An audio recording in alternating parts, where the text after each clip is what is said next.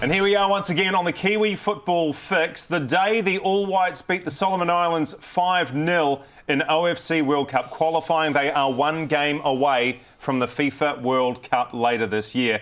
And I'm joined by a cast of thousands, actually just a couple of people. We've got Fred de Jong, Fast Fred de Jong, former All White. We've got the voice of football in Aotearoa, Jason Pine. Great to see you. And Stefan Marinovic, All Whites goalkeeper. Stefan, thanks for joining us on the Kiwi Football Fix. Your reaction to winning this tournament and being one game away from the World Cup?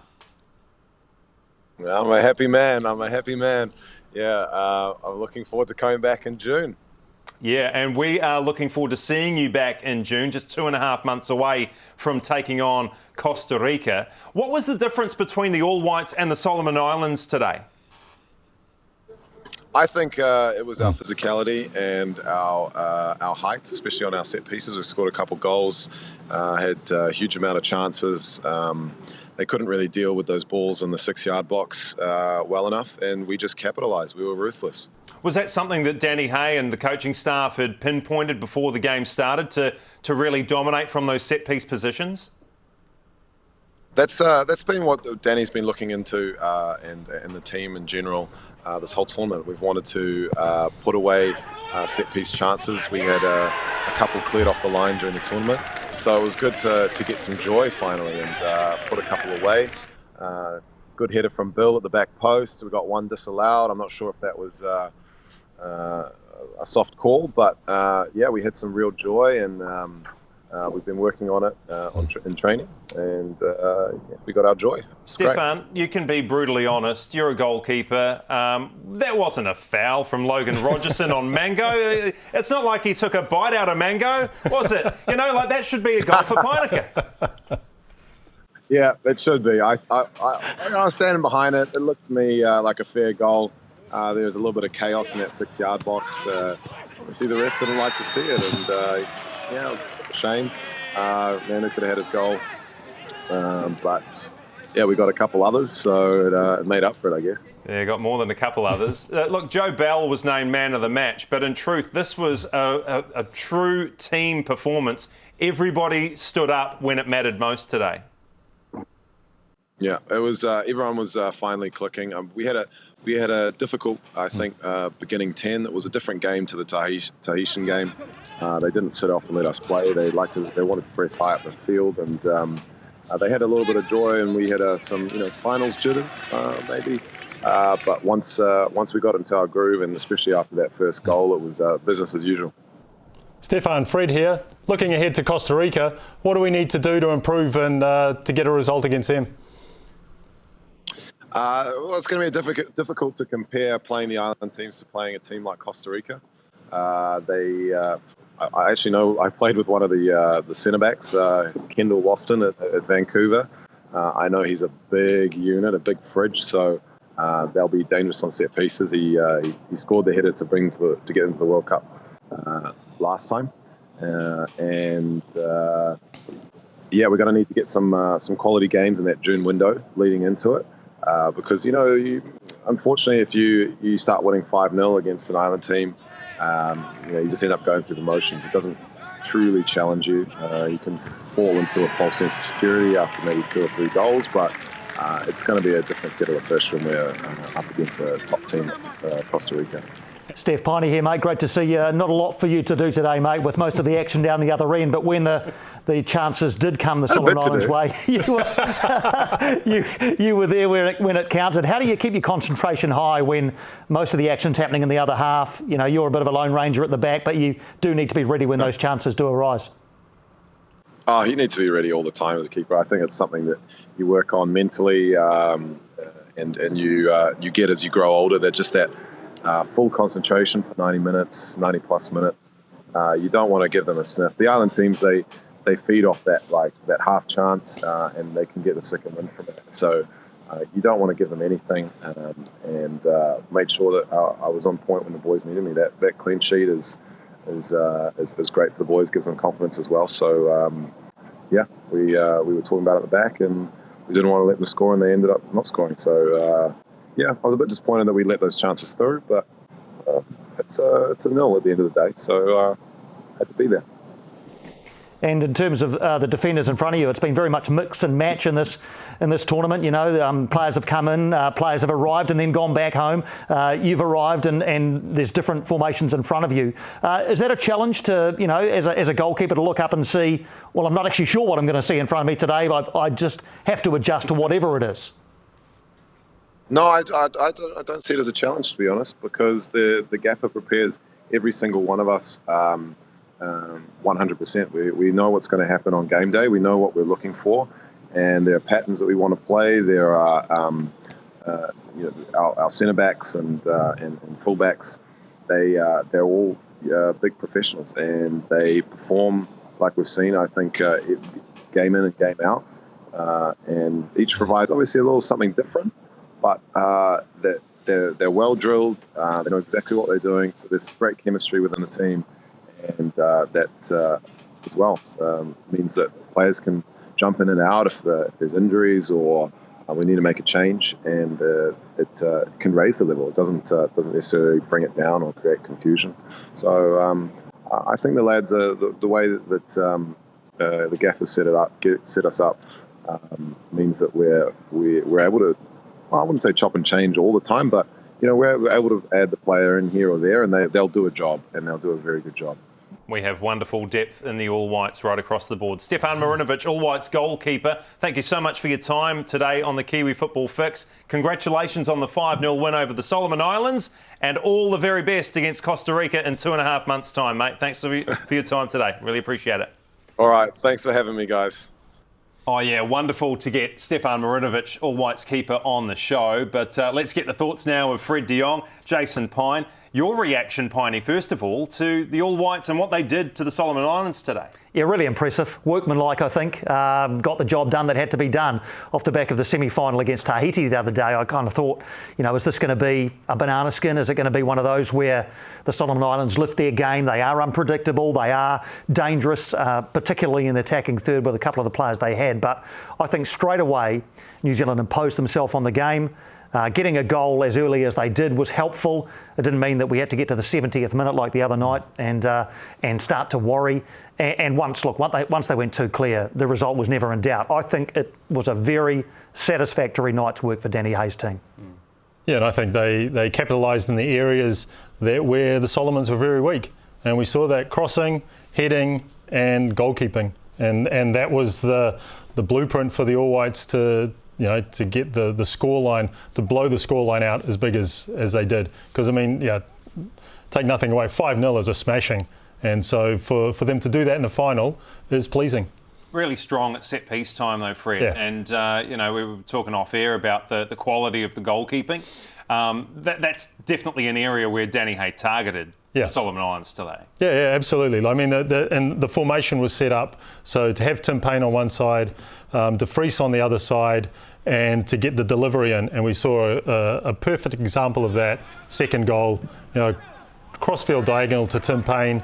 Ball delivered in, Chris Wood, free header, and as you say, the goalkeeping left a heck of a lot to be desired. So, but New Zealand, you play what's in front of you, and they did that today, and they did it very, very well. Yeah, even with the goalkeeping being an Achilles heel for the Solomon Islands, you still have to deliver the ball. On set pieces, you still have to get the delivery into the box for the likes of Tuiloma to attack. And what a weapon he's become at set piece time. Wood's goal, Tim Payne still has to deliver that ball. I mean, how many times have we seen a fullback get to the line and not beat the first man? It happens a lot. Yeah. A corner not beating the man at the near post, it gets headed away, the chance is lost. That didn't happen today. They targeted what they perceived to be a weakness, and they capitalised with really good delivery. It was a really pleasing feature of the game for me. And on the Wood goal, it says something about Tim Payne's quality, a guy who's been playing central defence for a number of seasons now for the Wellington Phoenix. You put him out right for basically a couple of months and he can still provide quality ball like that, Piney. Yeah, I think his value has been obvious for a while, and the utility value that Tim Payne brings when you've got a squad that can only have so many people in it, a guy who can play a couple of positions, even three. I mean, he could probably, if asked, play in the six as well. He's a centre-back for the Phoenix. I think he's a right-back for the All Whites. He brings tremendous versatility on attack. We saw today what he can bring defensively. You never get anything less than 100% from Tim Payne. Yeah. He's a wonderful member of this All Whites team. Yeah, and I think his attributes suit that wing-back position as well. He's got a really good motor. He can bomb up and down the line, and as we saw today, his delivery is right on point. I suppose we're getting a little bit ahead of ourselves here, but when it comes to June 13 or 14, how does Danny Hay pick his best 11? I think with great difficulty, but I think if you asked him now, he would be able to write it down. If everybody's about, I do. I really think that if the inside line, Piney? No, he's told you what it is. He hasn't told me what it is, but it's, Piney's telling him. Yeah. Oh, right. Okay. So Danny, here's the thing. That's the chain. Yeah. Look, I think you're Danny Hay's advisor. Well, yeah, we'll get a similar haircut. So if Tommy Smith is son of Danny Hay, are you father of Danny Hay? Gee, that's aging me. He is the Darth Vader of New Zealand football.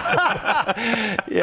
I think Sarpreet Singh plays in the best 11. I think Ryan Thomas, if he's fit, even though he's hardly played, that's a big if. Yeah, but he is back training. But I think he also plays in the best 11. But you're right. There are not just in the 11, but what if a 23 is chosen to go to a World Cup? Yeah. There are some good players missing out on a New Zealand 23, and that has certainly not always been the case. Mm. And I think also if I'm sitting in Costa Rica right now and I'm looking down the list of players that potentially you could be playing against and where they're playing, you are going, wow, this is not a bad side. They've got a Premier League striker, the ex-Premier League centre-back, a whole bunch of players playing in First Division leagues in Europe. So we are in for a tough ride here. You mentioned the ex-Premier League centre-back. How ballsy a call was it from Danny Hay, Jason's son, to put Winston Reid and Libby Kakachi on the sideline for this, hoping that they didn't pick up a yellow card and rule themselves out of that intercontinental playoff? Oh, for me, I thought that was the logical thing to do. I thought because if you look at the big picture, you have to have your best 11 against Costa Rica. And when you look across the Solomon Islands squad, they all play on the Solomon Islands. So there's no professional players there. We could probably put out two teams that could match it or foot it with the Solomon Islands, I think. And so, I think keeping your gunpowder dry was the right call. Yeah, I think there's a couple of players also in the squad who would get the same treatment. I think if Chris Wood had been on a yellow, there's no way you would have seen Chris Wood play today. Interesting that Alex Grieve was on a yellow but played, so he's clearly not dispensable necessarily, but if Alex Grieve isn't available for June, it's not the end of the world because you have a McCowart or a Garbutt or a Judd. We saw where he was in the pecking order today. Well, and that's nothing. And that's nothing against him. That's nothing against him. There are certain players who you make these decisions for. Kakachi is one, Reid is one, Wood is one, Joe Bell is probably one, I would say. They'd be the four who Danny Hay would say, guys, it's just not worth the risk. Need you for June, you're not playing today. Yeah, so preparation for the Intercontinental, that is key. It's an absolute must-have, it's a non-negotiable. Where are we playing, and do we get a game at home? Am I stupid, naive to suggest that we might see the All Whites back in New Zealand before they play in Qatar in June? I don't think you're stupid or naive, not just for that reason. But plenty of other reasons. Yeah, there's other footage I'm sure we could drag up that would prove your point. But look, it feels more likely that they'll play offshore. Yeah. Because there's less logistics around getting a team together and a team to play them in somewhere like Qatar. What I would love to see, and we're putting the cart before the horse here well and truly, is if they do qualify, home games between June and when they go away. Because New Zealand needs to appreciate this team in the flesh. So post-June, if they've booked their place in Qatar, then they have to come home. Maybe Aussie are looking for a game leading into their game against their playoff game against UAE, because that would be obviously a game close to home that the All White public could really enjoy. And build up to Costa Rica though, do you get brave and say, well, one of the teams that missed out in CONCACAF, let's line them up. Let's have a go at Panama, for example. Well, it would be pretty. That would be right on brand, wouldn't it? If you're looking for a team that's going to play a little bit like Costa Rica, then Panama's probably one of those. Less likely, El Salvador, Jamaica, the ones who missed out in CONCACAF. If it can be done, that is the ideal, obviously. But I think the most important thing is games of any sort. This team is together so infrequently, and but what has been proven since they started getting back together at the back end of last year, right through to what we saw today, is that that time together builds cohesiveness, not just in the 11 and the way they play, but in the culture of the team. And Fred will be able to tell you this with what Andre has experienced in that environment. Yeah, you may also find, if you look at opposition, that the CONCACAF teams don't want to play us because they want Costa Rica to go ahead. So to go through, so they might band together as a confederation and go, actually, no, we're not going to help you guys. Sorry, yep, no deal on that one.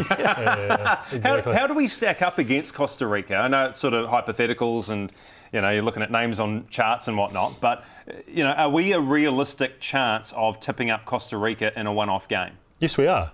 Yes, we are, absolutely. And I think when the draws for the Intercontinental playoffs was made, and we drew CONCACAF, I think that was the best we could get. I think it would have been harder to get an Asian team.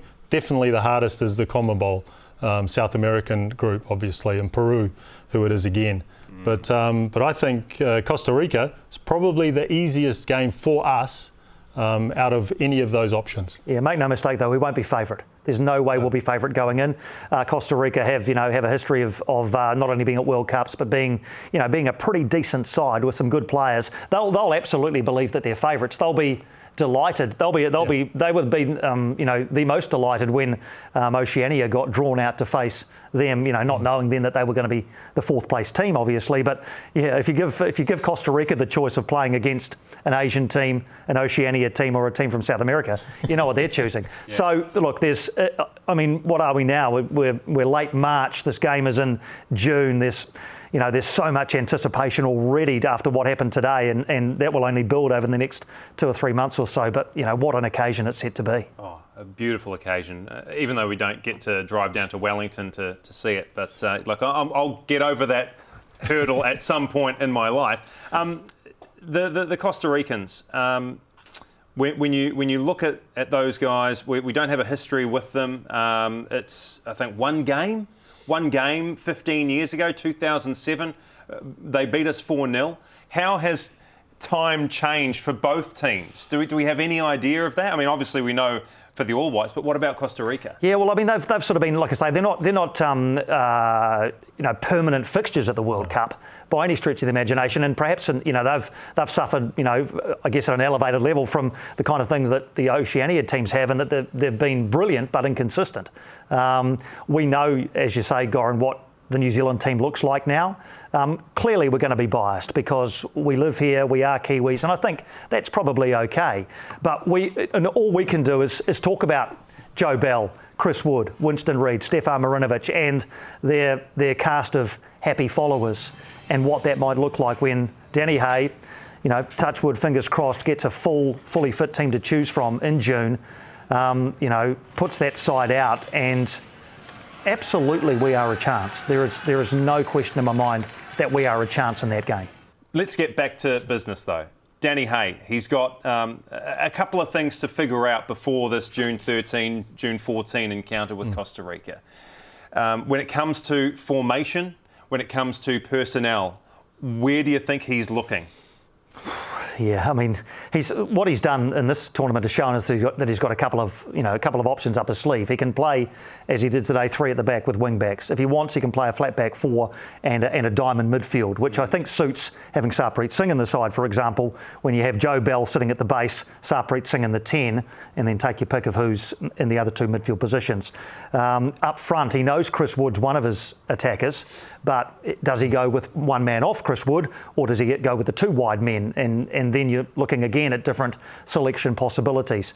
I think he's got a conundrum in goal. Steph obviously is number 1.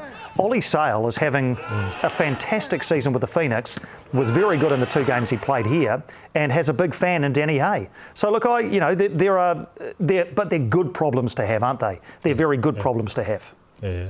I think formation-wise, I think it all comes back to how are they going to defend. as opposed to when they have the ball, because we're going to be doing a lot more defending against Costa Rica than right throughout this tournament, obviously. And so I think probably Danny's preference is a back three with the two wing backs dropping in, and then it's a matter of saying, is it one holder or two in the midfield? Probably I think he'd go for two, and then it's like, okay, what are the front three going to do then? And how are we going to defend? We have two wide guys dropping in, and it becomes a 5-4-1 in defence. And then how do we springboard forward from that sort of base? I'd love to see him play 4-3-3, but I think probably that's a step too far for this game. When I think back to Bahrain, that one night in Wellington 2009, that was one of the best nights of my life. Forget about, just in sport. It was one of the best nights of my life. And I don't think I'm going to be able to replicate that with victory over the Solomon Islands 5-0 in Qatar to get to a World Cup. Well, 4 years from now, we're there now, right? That result there gets us there. Exactly. And yes, great, but not Bahrain. Hell no. No. Hell no. No. And yeah, I think the FIFA always talk about emotion. Football's emotion, and it's all about the emotion. Well, I'm sorry, guys. The decisions you'll be making, VAR strips out emotion. 2018 World Cup does exactly the same.